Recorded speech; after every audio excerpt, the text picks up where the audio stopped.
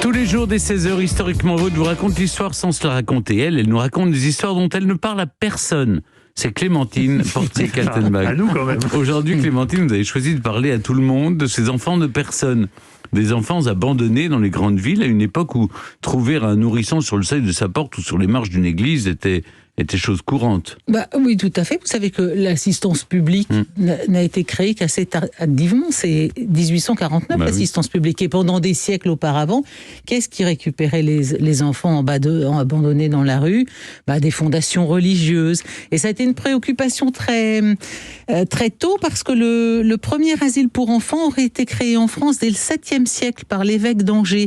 Et à la fin du 14e siècle, l'ordre hospitalier du Saint-Esprit possédait en France une centaine de maisons de ce genre où on récupérait, alors généralement on récupérait les malades, les indigents et aussi les enfants, mais c'était un problème tragique. Les abandons d'enfants étaient innombrables, en particulier dans les villes, ce qui fait que le Parlement, par un arrêté de 1579, avait fait obligation aux curés de recueillir tous les enfants abandonnés de leur paroisse. Le problème, c'est qu'ils étaient bien trop nombreux. Il y a eu un vrai événement en matière d'abandon d'enfants et de soins donnés, d'accueil de ces enfants abandonnés, c'est Saint-Vincent de Paul. Saint-Vincent de Paul, en 1638, crée la première institution d'accueil pour enfants trouvés. On l'appelait la maison de couche. Elle deviendra l'hôpital des enfants trouvés. Vous savez où c'était l'hôpital des enfants trouvés de Saint-Vincent de Paul ? Saint-Vincent de Paul, l'église dans le 10e ? Non. Vous voyez d'Enfer Auchereau, il y avait l'hôpital de Saint-Vincent de Paul. Et ça vient de là, ça vient de cette institution de Saint-Vincent de Paul qui savait attendrir les grandes dames qui toutes se sont mises à financer ces institutions, et puis elles ont été dotées par le roi par la suite. Mais le problème, c'est que c'était une sorte d'embryon de prise en charge des enfants abandonnés, mais c'était pas du tout suffisant. Et la misère est tellement grande au 18e que le phénomène s'aggrave drastiquement. Vous savez combien il y a d'enfants abandonnés simplement à Paris en 1700 ? 1000 enfants trouvés. Dans l'année, c'est énorme. 5000 enfants abandonnés dans Paris à la veille de la Révolution. Un enfant sur 4 meurt dans les 5 jours qui suivent son abandon. Et 2 enfants abandonnés sur 3 meurent avant d'atteindre leur premier mois. Alors du coup, c'est pour ça, vous citiez tout à l'heure ces espèces de dispositifs, c'est un peu comme un tourniquet en gros, on appelle ça un tour d'abandon. C'était une sorte d'habitacle en bois qui tournait sur lui-même, qui pivotait, et on allait dans une institution qui avait un tour d'abandon. On sonnait à la cloche, on laissait son bébé, et puis ni vu ni connu, je t'embrouille, je te laisse mon enfant.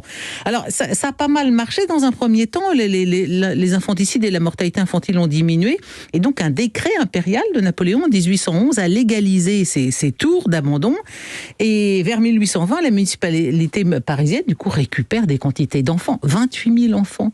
28 000 enfants abandonnés à Paris au début de l'Empire, et quand ces enfants ont 12 ans, on les relâche à la rue, ils se dépatouillent. On leur donne pas une petite... On leur donne pas une formation, une éducation ? 28 000 enfants abandonnés dans Paris, Alors, ces tours d'abandon, finalement, ça encourageait plutôt l'abandon qu'autre chose, donc on les a définitivement interdits en 1861. Mais alors, l'ancien, je ne sais pas si vous avez visité ce musée, il y avait un musée de l'assistance publique à l'hôtel de Miramion, qui est maintenant au Kremlin-Bicêtre. Et on y exposait un de ces tours d'abandon, mais aussi des objets très touchants que les mamans laissaient avec leurs enfants dans les langes ou dans des boîtes en bois dans lesquelles on les abandonnait. Donc des rubans, des médailles, des petites amulettes contenant un pied de taupe, parce que le pied de taupe avait la réputation d'apaiser les douleurs dentaires des bébés. Et puis des lettres, bien sûr. Et alors c'est ce qui va se passer. Il y a une lettre qui était exposée à cet hôtel de Miramion, qui doit être aujourd'hui donc au Kremlin-Bicêtre, concerne un nouveau-né qui est déposé le 16 novembre 1717 sur les marches de l'église Saint-Jean-le-Rond dans une boîte de sapin par un serviteur de sa mère. Alors on sait qui est la mère, c'est la marquise de Tencin. Elle a eu très nombreux amants, et on pense que le père de cet enfant, c'était un prince hollandais, Léopold Philippe d'Arenberg. Ils se sont rencontrés tous les deux à l'occasion d'un carnaval en 1717. Ils ont dû coucher ensemble. Hop, elle se retrouve enceinte. Elle ne veut pas de ce fils, né de ses amours éphémères, et elle l'abandonne. Elle le fait abandonner le 17 novembre 1717. 2017. Et cet enfant est placé chez un ménage de Vitrier, les Rousseau, par l'homme de confiance du duc, parce que le duc, lui, il apprend qu'il est vaguement pour quelque chose en la naissance de ce bébé. Donc, il demande à son homme de confiance de s'en occuper un peu, de suivre grosso modo ce qui va lui arriver. L'homme de confiance appelle des touches et qui va veiller à son éducation, lui rendre visite régulièrement, qui va lui laisser une rente, ce qui fait qu'on a longtemps pensé que le père de ce petit gamin abandonné sur les marches de Saint-Jean-le-Rond, c'était peut-être ce des touches. Bon. Quant à la mère, elle ira le voir une fois quand même, son bébé, une seule fois en 1724. Et comme cet enfant a été abandonné sur les marches de l'église Jean-le-Rond, on l'appelle... Jean Leron. Exactement, Jean Leron. Alors Jean Leron, ça vous dit quelque chose? C'est fou, hein. Cette vivacité. Et alors ça vous dit quelque chose, Jean Leron? Non, et il est connu, Jean Leron. Alors, Jean Leron, il est mieux connu, évidemment, c'est Jean Leron. Il est devenu mathématicien, philosophe, membre de l'Académie des sciences. Il est mieux connu sous le nom d'Alembert. Voilà comment d'Alembert, il est de l'assistance publique. Ce bébé qui n'était personne est devenu l'un des plus illustres encyclopédistes, ami de Diderot et de Voltaire, et membre de l'Académie française.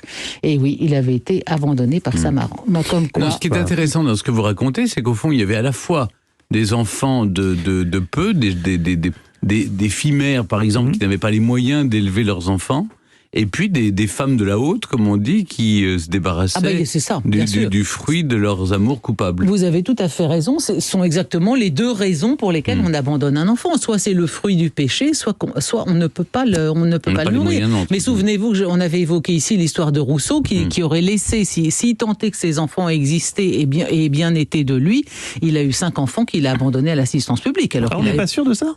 Ah non, on dit toujours que Rousseau, il a écrit les mille, mais qu'il a abandonné. On n'est pas sûr parce qu'on pense que peut-être lui était impuissant ou stérile et que ses enfants, Thérèse Levasseur, les aurait eus avec d'autres hommes que Rousseau, mais que Rousseau peut-être en aurait endossé la paternité pour montrer qu'il était capable d'en avoir. Ah oui, non, je vous en avais, je crois, parlé ici, mais il y a toute une théorie autour des 5 enfants de Rousseau. On n'est pas du tout sûr qu'ils aient existé. En tout cas, vous voyez que quand on laissait son enfant, il y avait quand même de fortes chances pour qu'il meure très vite, ce qui est arrivé des années plus tard à Alexandrine Zola. Elle a laissé sa fille à l'assistante publique.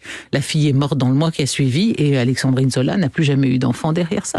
Mais la honte d'être fille-mère, c'était quelque chose de très, très stigmatisant. Merci beaucoup, Clémentine.